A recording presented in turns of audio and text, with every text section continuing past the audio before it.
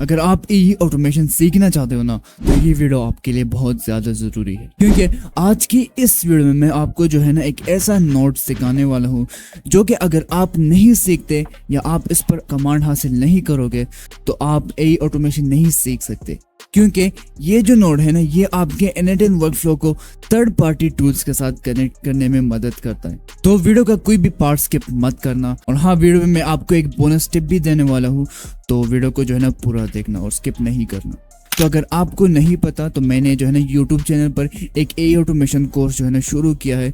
तो अगर आप भी AI सिस्टम्स बनाना चाहते हो, AI चैटबॉट्स बनाना चाहते हो या इसी तरह के जो AI एजेंट्स है वो बनाना चाहते हो, तो मैं अपने यूट्यूब चैनल पर सब कुछ अपलोड कर रहा हूँ। जाके उसको सब्सक्राइब करो और जो प्लेलिस्ट मैंने बनाई है n8n कोर्स के नाम से, उसको जो है ना शुरू से फॉलो करो ताकि आपको समझ में आ सके। तो without further ado let's get started. Alright, तो जो नोड मैं आपको सिखाने वाला हूँ उसका नाम है HTTP रिक्वेस्ट। अब ये नोड काम क्या करता है, आप जो है ना इस नोड के जरिए अपने n8n वर्कफ्लो में कोई एक्सटर्नल टूल यूज कर सकते हो। जैसे कि अगर आप गूगल पर जाओ तो वहाँ पे कन्वर्जन के कुछ टूल होते हैं, मतलब आप PDF से डॉक्स फाइल में कन्वर्ट कर सकते हो या JPG से PNG में कन्वर्ट कर सकते हो। तो अब इन टूल्स के जो है ना n8n में ज्यादातर बिल्ट इन नोड्स नहीं होते। तो उसके लिए जब आप कोई ऐसा सर्विस यूज करना चाहते हो जिसका n8n में बिल्ट इन नोड नहीं है, तो फिर आप HTTP रिक्वेस्ट यूज करोगे। आप HTTP रिक्वेस्ट को एज अ ब्राउजर भी यूज कर सकते हो, वो मैं बताऊंगा कि कैसे। ज्यादातर जो हम इसको यूज करते हैं वो इसलिए कि हम अपने n8n वर्कफ्लो में कोई एक्सटर्नल टूल जो है ना वो यूज करें। एक्सटर्नल टूल यूज करने के लिए आपको क्या चाहिए होगा, आपको उनकी एक API की चाहिए होगी। API की होगी या कोई उनकी कोई एक्सेस की होगी या कुछ भी होगा जो कि उनके सर्विस को बताएगा कि हाँ कोई ऑथेंटिक बंदा जो है ना हमारी सर्विस को रिक्वेस्ट कर रहा है या वो जो है ना हमारी सर्विसेज को यूज कर रहा है। तो यहाँ पे इस नोड में जो है ना पहला है मेथड जो है ना, यहाँ पे कुछ मेथड्स है जो कि मैं आज आपको सिखाने वाला हूँ। डिलीट, गेट, पोस्ट और पुट, ये जो 4 मेथड्स है ना, ये ज्यादातर APIs में यूज होते हैं, ज्यादातर सर्विसेज यही मेथड्स यूज करते हैं। ये जो 3 है ना, पेज, ऑप्शन और हेड, ये मैंने कभी यूज नहीं किया। जितने भी मैंने आज तक वर्कफ्लोज बनाए हैं मैंने ये कभी यूज नहीं किया। तो डिलीट मेथड का मतलब ये है कि आप जो सर्विस यूज कर रहे हो वहां पे कोई डेटा है जो कि आप डिलीट करना चाहते हो, तो तब आप ये डिलीट मेथड जो है ना यूज करोगे। अगर वहां से आप कोई डेटा कलेक्ट करना चाहते हो तो फिर आप गेट वाला मेथड यूज करोगे। और अगर आप वहां पे कोई डेटा अपलोड करना चाहते हो, कोई डेटा अपने n8n वर्कफ्लो से वहां पे सेंड करना चाहते हो, तो फिर आप पोस्ट या पुट यूज करोगे। I hope it is clear. Simply method का काम यह है कि आप अपने रिक्वेस्ट को जो है ना कॉन्फ़िगर करते हो कि मुझे चाहे मैं कुछ डेटा कलेक्ट करना चाहता हूँ इस रिक्वेस्ट से, या इस रिक्वेस्ट के थ्रू मैं कोई डेटा अपलोड करना चाहता हूँ। अब इसके बाद आता है URL। जो भी सर्विस आप यूज करोगे वो आपको अपना एक एंड पॉइंट देगा, एक API का एक एंड पॉइंट देगा। तो आप उस URL पर इस रिक्वेस्ट को सेंड करोगे। तो ये हर API की या हर सर्विस की जो है ना अलग अलग URLs होते हैं जो कि हम यहाँ पे पुट करेंगे। आज मैं जो है ना एक बिल्ड लाइव आपके सामने एक सर्विस उठाऊंगा जो कि फ्री होगी और उसको जो है ना इस HTTP मेथड के थ्रू यूज करेंगे। यहाँ पे फिर आता है ऑथेंटिकेशंस, जो कि मैंने अभी आपको बताया कि ऑथेंटिकेशंस आप जो है ना आपको ऑथेंटिकेट करती है कि हाँ कोई ऑथेंटिक बंदा जो है ना हमारा सर्विस यूज कर रहा है। तो यहाँ पे अब हमारे पास n8n में 2 टाइप के ऑथेंटिकेशन है। एक है प्री डिफाइंड क्रेडेंशियल्स और दूसरा है जेनेरिक क्रेडेंशियल्स। प्री डिफाइंड वो क्रेडेंशियल्स होते हैं जो कि n8n में बिल्ट इन मौजूद है।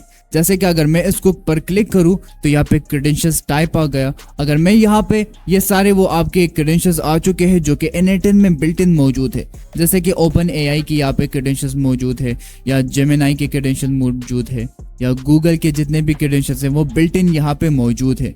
तो अगर आपने पहले से कोई इस तरह के क्रेडेंशियल्स ऐड किए हैं तो वो डायरेक्टली आप यहाँ से यूज कर सकते हो। लेकिन अगर कोई क्रेडेंशियल है जो कि n8n में बिल्ट इन मौजूद नहीं है, मतलब उसका बिल्ट इन कोई नोड नहीं है, तो तभी उसका क्रेडेंशियल्स नहीं है, तो फिर आप यूज करोगे जेनेरिक क्रेडेंशियल टाइप।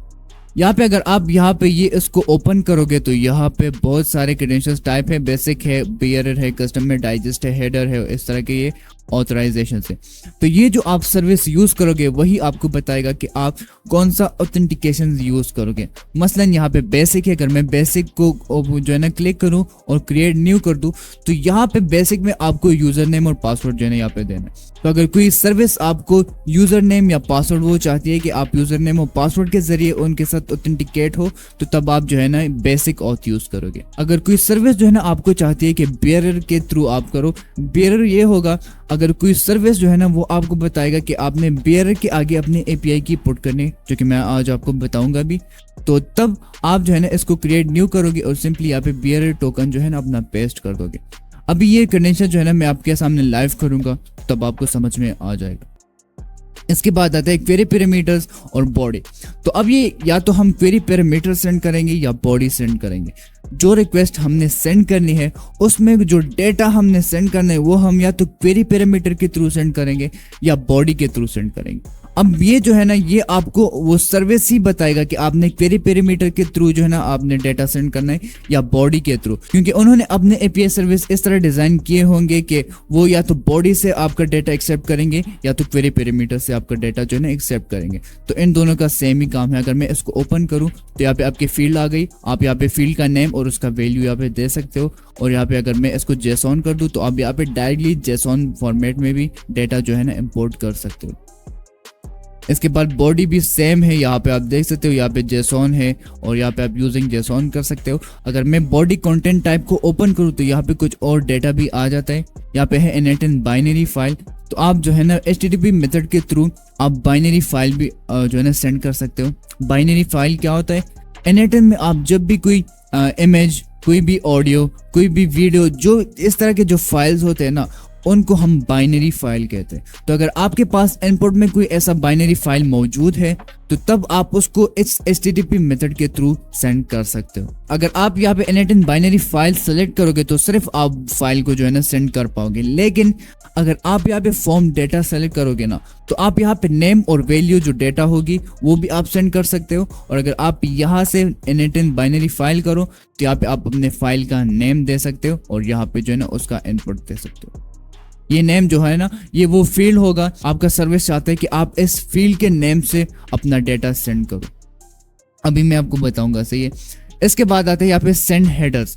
हेडर्स में जो है ना अगर आपने ऊपर यहाँ पे ऑथेंटिकेशन ऐड नहीं करने तो आप हेडर के थ्रू भी ऑथेंटिकेशन जो है ना वो कर सकते हो। वो भी मैं भी आपको बताऊंगा कि कैसे, बट यहाँ पे सिंपली आप यहाँ पे ये समझो कि ये इंटरफेस कैसा है यहाँ पे इस नोड का। यहाँ पे अगर जेसॉन करे तो हम जेसॉन भी सेंड कर सकते हैं, बट सिंपली इसको फिलहाल के लिए जोड़ो। यहाँ पे एडवांस ऑप्शन में आए तो एड ऑप्शन यहाँ पे बैचिंग है। बैचिंग का मैंने आपको पहले भी बताया था, अभी फिर से बता रहा हूँ कि बैचिंग जो है ना अगर आपके पास इनपुट में एक से ज्यादा आइटम्स हैं तो आप कॉन्फ़िगर कर सकते हो कि ये एक बार में कितने आइटम्स प्रोसेस करेगा। मसलन मेरे पास जो है ना 10 आइटम्स है मेरे इनपुट में, तो अगर मैं यहाँ से बैच पर आइटम पर बैच को जो है ना 1 कर दूं और यहाँ पे बैच इंटरवल जो है ना यहाँ पे मिली सेकंड में है तो इसको मैं जो है ना 10,000 कर देता हूँ। तो अभी ये जो है ना एक आइटम को जो है ना प्रोसेस करेगा, जब वो कंप्लीट हो जाएगा 10 सेकंड तक वेट करेगा, उसके बाद दूसरा आइटम, उसके बाद इस तरह के ये जो है ना आइटम सारे वो सेंड करेगा और जब सारे आइटम कंप्लीट हो जाएंगे तो तभी ये आपको आउटपुट दे देगा। तो ये हम इसलिए यूज करते हैं ताकि हम जो एपीआई की जो लिमिट है, अक्सर कुछ सर्विसेज आते हैं जो कि जिनके लिमिट होते हैं, मतलब आप 1 मिनट में इतने टोकन्स यूज कर सकते हो, तो तब आप इसको यूज कर सकते हो। तो आप एक ही टाइम पर जो है ना हजारों या मल्टीपल आइटम्स वो सेंड नहीं करोगे, बल्कि एक एक आइटम कुछ टाइम के लिए सेंड करोगे। I hope it is clear. यहाँ पे इग्नोर SSL इशू, तो अगर आपको कोई SSL इशू आ रहे तो आप यहाँ से इसको अनटिक कर सकते हो, बट इनकी इतनी जरूरत नहीं है। रीडायरेक्ट है, अगर आपने जो एक्सेस करना है, अगर आपने कोई पेज एक्सेस करना है और वो आपको रीडायरेक्ट करता है कहीं पर, तो ये उसको भी फॉलो करेगा रीडायरेक्ट को, बट अभी उसको छोड़ो, हम जो है ना एपीआई कीज पर ही ध्यान देते हैं। अच्छा, इसके बाद आता है प्रॉक्सी। तो प्रॉक्सी ये होती है कि कुछ सर्विसेज होते हैं जो कि आपको प्रॉक्सी प्रोवाइड करते हैं और उन प्रॉक्सी को यूज करके आप अपने आईपी को हाइड करके उनकी जो आईपी है वो यूज कर सकते हो अपने रिक्वेस्ट के लिए। अगर आपके जो एनएटएन जहाँ पे होस्ट है, अगर ये आईपी किसी सर्विस ने ब्लॉक की है तो यहाँ पे आप प्रॉक्सी देके उस प्रॉक्सी के आईपी के थ्रू जो है ना उस सर्विस को एक्सेस कर पाओगे। बट ये भी थोड़ा जो है ना ज्यादातर यूज नहीं होता। अगर आपके पास कोई ऐसा आपको आईपी जो है ना बैन हो चुकी है तो आप प्रॉक्सी यूज कर सकते हो। टाइम आउट का मतलब ये है कि कितने टाइम बाद जो है ना ये वर्कफ्लो काम करना बंद कर देगा। मतलब अगर मैंने यहाँ पे कोई रिक्वेस्ट सेंड किया और अभी मैंने यहाँ पे टाइम दिया कि 10,000 मैंने यहाँ पे टाइम दिया है, तो अगर मैंने जो रिक्वेस्ट सेंड की है वो 10 सेकंड में वो कंप्लीट नहीं हुई तो ये नोड खुद ब खुद ही बंद हो जाएगा। तो ये भी एक अच्छा फीचर है, आप इसको यूज कर सकते हैं। अगर सेटिंग्स में आए तो यहाँ पे आप SSL सर्टिफिकेट से तो यहाँ पे आप इसको ऑन कर सकते हो। और यहाँ पे ऑलवेज आउटपुट डेटा अगर आप करोगे तो अगर इसने कोई डेटा रिसीव में नहीं किया होगा तब भी ये डेटा आउटपुट करेगा। एग्जीक्यूट वंस का मतलब ये है कि ये सिर्फ जो पहला आइटम इसको रिसीव होगा वही ये एग्जीक्यूट करेगा, बाकी को छोड़ देगा। यहाँ पे रिट्राई ऑन फेल का मतलब ये है अगर आपका ये नोड कहीं पर फेल हो जाता है तो आप यहाँ पे मैक्स रिट्राइज आप जो है ना दे सकते हो। तो ये अगर फेल हो जाता है तो ये दोबारा ट्राई करेगा। और यहाँ पे आप देख सकते हो कि कितनी दफा ये ट्राई करेगा। हमने यहाँ पे इसको 3 दिया है और वेट बिटवीन ट्राइज मतलब 1000 मिली सेकंड ये वेट करेगा। तो मतलब अगर आपने 3 ट्राइज दिए हैं तो ये पहले रीट्राई करेगा, अगर फिर से फेल हुआ तो 1 सेकंड वेट करेगा, फिर से ट्राई करेगा और इसी तरह ये चलता रहेगा जितना आपने इसको दिया है। इसके बाद ऑन एरर ये कहता है कि ऑन एरर आप वर्कफ्लो स्टॉप करना चाहते हो। अगर आपको कोई एरर आ जाए तो आप वर्कफ्लो स्टॉप करना चाहते हो या आप वर्कफ्लो को कंटिन्यू करना चाहते हो। मतलब अगर आपको कोई एरर रिसीव भी हुआ तो ये वर्कफ्लो को स्टॉप नहीं करेगा बल्कि वर्कफ्लो चलता रहेगा। और यहाँ पे अगर कंटिन्यू यूजिंग एरर आउटपुट करोगे तो जैसे आप इसको ओपन करोगे यहाँ पे एक और जो है ना हैंडल आ चुका है जो कि एरर के नाम से है। तो अगर आपका नोड जो है ना कुछ एरर करता है तो वो इस एरर वाले हैंडल में आएगा। लेकिन अगर वो कोई एरर नहीं करता मतलब इसमें कोई एरर नहीं आता तब वो सक्सेस वाले हैंडल में आ जाएगा। तो ये हर नोड में जो है ना मौजूद होते हैं ये वाले जो फील्ड्स है। अब जो है ना प्रैक्टिकल काम करते हैं। अच्छा जी, तो अभी मेरे माइंड में जो आ रहा है ना, मैं एक ऐसा AI एजेंट बनाना चाहता हूँ जिसके साथ जो है ना मैं चैट करूंगा। मतलब मैं उसको कुछ टाइप करूंगा, वो मुझे रिप्लाई देगा, बट वो रिप्लाई जो है ना मुझे वो ऑडियो के फॉर्म में देगा। मतलब वो जो मैं उसको कोई मैसेज भेजूंगा तो वो मुझे रिप्लाई में एक ऑडियो वॉइस नोट सेंड करेगा जो कि उसने अपना रिप्लाई में दिया होगा। तो वो करने के लिए हम पहले यहाँ पे चैट ट्रिगर ऐड करेंगे, वो इसलिए क्योंकि मैं अपने AI एजेंट के साथ चैट करना चाहता हूँ। इसके बाद मैं यहाँ पे एक AI एजेंट ऐड करूंगा क्योंकि वही हमारा जो है ना जिसके साथ हम चैट करेंगे। इसको यही रहने देते क्योंकि हमने पहले चैट ट्रिगर ऐड किया। इसके बाद जो है ना इसको सिंपल रखेंगे, ज़्यादा जो है ना मैं आगे नहीं जाऊंगा। जेमिनाई का जो चैट मॉडल है वो मैं यहाँ पे कनेक्ट करूंगा। अगर आपने कनेक्ट नहीं किया तो आप गूगल AI स्टूडियो पर जाओ, वहाँ से अपनी एक फ्री API की लो और यहाँ पे आ जाओ। इसके बारे में मैंने आपको बताया था अगर आपको याद हो तो। चलो अब ये तो हो गया, अब इसके साथ थोड़ा चैट करते हैं। मैं इसको बोलता हूँ हे, तो अभी मुझे ये रिप्लाई कर देगा।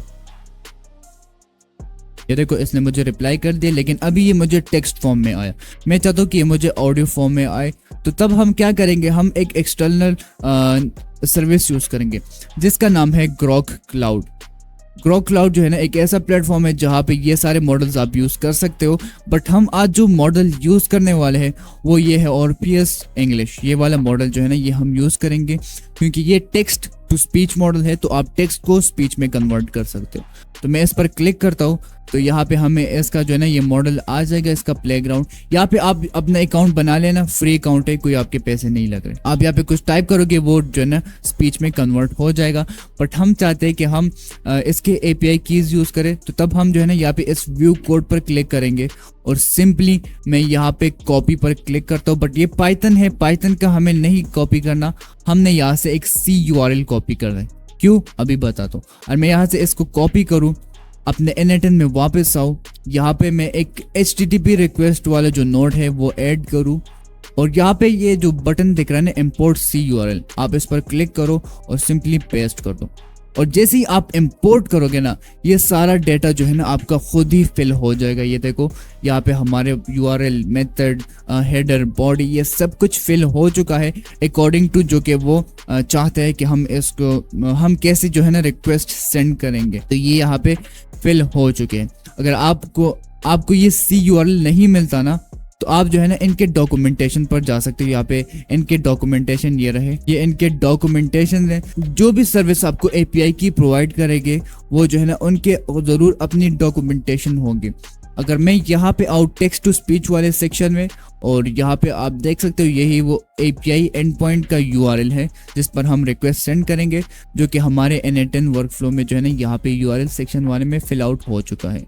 यहाँ पे मॉडल है और ये जो है ना यहाँ पे CURL इन्होंने दिया हुआ है। और इसके बाद अगर मैं यहाँ पे RPS सेलेक्ट करूँ तो इनका जो है ना सब कुछ आ चुका है। ये देखो मॉडल आईडी ये रही, ये इसकी मॉडल आईडी है। यहाँ पे API एंड पॉइंट इनका ये है। ये तो जो है ना ये आप सेंड करोगे, ये देखो मॉडल आप सेंड करोगे, इनपुट सेंड करोगे, वॉइस सेंड करोगे और रिस्पॉन्स फॉर्मेट आप ये सेंड करोगे। मॉडल जो है ना ये देखो मॉडल का यहाँ पे रिक्वायर्ड लिखा है। जो डेटा रिक्वायर्ड है API के लिए वो आप जरूर सेंड करोगे इस रिक्वेस्ट में। जैसे कि अगर मैं N18 में आऊँ, यहाँ पे JSON में आऊँ तो ये देखो मॉडल वाला जो फील्ड है यहाँ पे है और इसमें वैल्यू है ये वाला, जो कि इसने हमें बताया कि मॉडल जो है ना आपने मॉडल पैरामीटर के नाम से एक वैल्यू सेंड करनी है। उसमें या तो RPS V1 इंग्लिश होगा या तो अरेबिक सऊदी होगा, बट हम इंग्लिश में करना चाहते हैं तो हमने यहाँ पे इंग्लिश सेलेक्ट किया। इनपुट में जो है ना, इनपुट में आपने वो टेक्स्ट देना है जो कि आप स्पीच में कन्वर्ट करना चाहते हो, जो कि यहाँ पे अगर मैं आपको दिखाऊं तो यहाँ पे इनपुट वाले फील्ड भी है, लेकिन ये अभी एम्प्टी है क्योंकि हम इसको फिल करेंगे। इसके बाद है रिस्पॉन्स फॉर्मेट। तो रिस्पॉन्स फॉर्मेट जो है ना वेव फॉर्मेट में ये हमें वापस जो ऑडियो है वो सेंड करेगा। और वॉइस का मतलब ये है कि आप किस वॉइस में अपने ऑडियो को चाहते हो। तो यहाँ पे अवेलेबल वॉइसेस भी इन्होंने दिए हैं और मैं आपको दिखाऊं तो ये देखो ये सारे वॉइसेस यहाँ पे है। ये जो है ना इंग्लिश वाले ये रहे, ये इंग्लिश वाले वॉइसेस है, तो आप इनको यूज़ कर सकते हो। मैं एक काम करता हूँ, मैं जो है ना ये ऑस्टिन वाला जो है ना ये यूज़ करता हूँ। तो यहाँ से मैं सिंपली इसको कॉपी करूँगा, वापस आऊँगा अपने N18 में, वॉइस वाले सेक्शन में आऊँगा और यहाँ पे इसको पेस्ट कर दूंगा। तो यहाँ पे ऑस्टिन आ चुका है। अब इनपुट में जो है ना हमने इनको टेक्स्ट देना है। तो टेक्स्ट के लिए मैं सिंपली ये आउटपुट वाला जो सेक्शन है इसको ड्रैग करूँगा और यहाँ पे ड्रॉप कर दूंगा। तो अभी जो भी AI एजेंट यहाँ पे मैसेज आउटपुट करेगा वो डायरेक्टली यहाँ पे इनपुट वाले सेक्शन में आ जाएगा। जैसे कि अभी यहाँ पे दिखा रहे हैं there how can I help you today, जो कि यहाँ पर भी है। तो अभी यहाँ पे हमारा सब कुछ हो चुका है, लेकिन अभी ये काम नहीं करेगा। वो क्यों? क्योंकि यहाँ पे हमने अपनी ग्रोक API की नहीं दी। तो यहाँ पे इन्होंने ये देखो ऑथराइजेशन बेयरर, अभी यहाँ पे API की में जो है ना बेयरर लिखा है। अगर ये बेयरर आपका भी लिखा है ना तो फिर आप जो है ना यहाँ से ऑथेंटिकेशंस में जेनेरिक क्रेडेंशियल टाइप में यहाँ पे आप बेयरर सेलेक्ट कर सकते हो। अगर मैं यहाँ पे बेयरर सेलेक्ट करूँ और यहाँ पे क्रिएट न्यू कर दूँ तो सिंपली मैं यहाँ पे अपनी API की जो है ना सेंड करूँगा और पेस्ट करूँगा और सेव कर दूंगा। फिर मुझे इस हेडर की ज़रूरत नहीं होगी। और यहाँ पे नेम में ऑथराइजेशन यहाँ पे इसने लिखा है, जो कि ये सारा कुछ जो है ना आपको API की डॉक्यूमेंटेशन में मिल जाएगी अगर आप इनको देखोगे। जैसे कि अगर मैं आपको यहाँ पे क्विक स्टार्ट में दिखाऊँ तो यहाँ पे इन्होंने ये देखो ऑथराइजेशन बेयरर ग्रोक API की यहाँ पे इन्होंने लिखा है। तो हम इसको ऑथराइज करने के लिए इस बेयरर टोकन का यूज करेंगे। अब इनकी API की कहाँ से मिलेगी? सिंपली आपने API कीज वाले सेक्शन में आना है, क्रिएट न्यू API की करनी है। यहाँ पे API की का कोई भी आप नेम दे दो। सिंपली यहाँ से API का एक नेम दो, टेस्ट 1 के नाम से मैं इसको देता हूँ और 7 डेज में एक्सपायर हो जाएगी या मैं इसको खुद ही डिलीट कर दूंगा। और यहाँ पे आपने कैप्चा जो है ना वो कंप्लीट करना है और सिंपली सबमिट बटन पर क्लिक कर देना है। तो आपका जो API की है वो अभी जनरेट हो जाएगी। ये देखो आ गई। सिंपली कॉपी करो, वापस N18 में आओ, यहाँ पे इसको पेस्ट कर दो और ये जो है ना आपके API की काम करना स्टार्ट कर जाएगी। लेकिन मैं इसको यहाँ से हेडर बंद करता हूँ। वो क्यों? क्योंकि ग्रोक के लिए जो है ना N18 में बिल्ट इन क्रेडेंशियल्स मौजूद है। तो अगर मैं ऑथेंटिकेशन टाइप में pre defined credentials type add करूँ और यहाँ से मैं टाइप करूँ ग्रोक, तो ये देखो ग्रोक आ चुका है। सिंपली आप इस पर क्लिक करो, क्रिएट न्यू क्रेडेंशियल करो और यहाँ पे इसको पेस्ट कर दो और इसको एक नेम भी दे दो, जो कि आप यहाँ पे टेस्ट 1 नाम दे सकते हो उसको, और सिंपली सेव कर दो। तो यहाँ पे जो है ना टेस्टेड सक्सेसफुली आ चुका है, मतलब हमारी API की अभी काम कर रही है। अगर यहाँ पे इनके जो बिल्ट इन मौजूद नहीं है तो आप यहाँ से ये जेनेरिक क्रेडेंशियल टाइप भी ऐड कर सकते हो और यहाँ से बेयरर ऑथ आप सेलेक्ट करो, क्रिएट न्यू करो, यहाँ पे अपना टोकन पेस्ट कर दो और सिंपली इसको एक नेम दे दो। बट अभी इसके मौजूद है प्री डिफाइंड क्रेडेंशियल, मैं वही यूज़ करूँगा। ग्रोक में आते हैं और यहाँ पे टेस्ट 1 सेलेक्ट करते हैं। तो ये अब हमारा सब कुछ हो चुका है। यहाँ पे रिस्पॉन्स में जो है ना अदर ऑप्शन में जो रिस्पॉन्स में इन्होंने फाइल फॉर्मेट जो है ना हमें रिसीव होगा, मतलब हमें आउटपुट में एक फाइल फॉर्मेट रिसीव होगा जो कि ऑडियो फाइल होगी और उसका नेम होगा out.wav, जो कि हमें इसको यहाँ पे दिया हुआ है। तो यहाँ पे अभी सब कुछ आ चुका है। सिंपली इसको सेव करते हैं। यहाँ पे जो है ना मैं इसको रिसेट करता हूँ और ये अभी इसको पूछते हैं, हेलो हाउ आर यू। अब जैसे ही ये जो है ना रिस्पॉन्ड करेगा, वो डायरेक्टली ग्रॉक एपीआई में जाएगा, वो जो है ना उसका एक स्पीच बना के हमें वापस सेंड कर देगा। मैं इसको एंटर करता हूँ, ये वहाँ पे चला जाएगा। ये देखो अब ये काम कर रहे, हमारे जो है ना out.wav के नाम से हमारी जो फाइल है वो आ चुकी है, जो कि हमने यहाँ पे इसको दिया था कि out.wav के नाम से हमारा जो आउटपुट होगा। अभी अगर मैं इसको व्यू करूँ और यहाँ पे आपके सामने प्ले करूँ। Hello, I'm an AI, so I don't have feelings or a physical state like humans do, but I'm ready and functioning well. How are you doing today? And how can I help you? देखा, इसने वही कहा, वही speech में convert हुआ जो कि यहाँ पे एजेंट ने आउटपुट किया। Hello, I am an AI, so I don't have feeling और physical state like human do, but I am ready and functioning well. How are you doing today and how can I help you today. तो ये जो है ना, जहाँ इसने ये जो टेक्स्ट आउटपुट किया था वो इसने स्पीच में कन्वर्ट करके मुझे वापस दे दिया।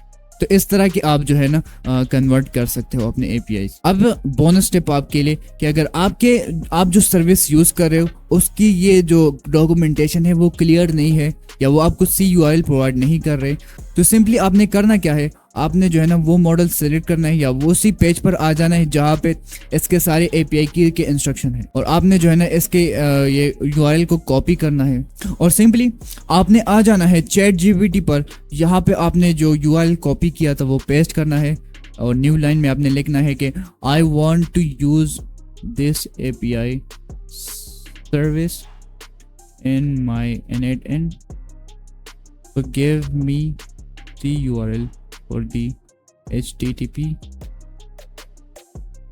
रिक्वेस्ट। मैंने यहाँ पे ये टाइप कर दिया और जैसे मैं एंटर करूँगा अभी ये इसको जो है ना रीड करेगा और मुझे CURL यहाँ पे आ चुका है जो कि इसने मुझे दे दिया। अभी मैं इस CURL को कॉपी करूँगा, वापस अपने NetEnt में आऊँगा और यहाँ पे जो है ना इम्पोर्ट CURL करूँगा, यहाँ पे पेस्ट कर दूंगा और सिंपली इम्पोर्ट कर दूंगा।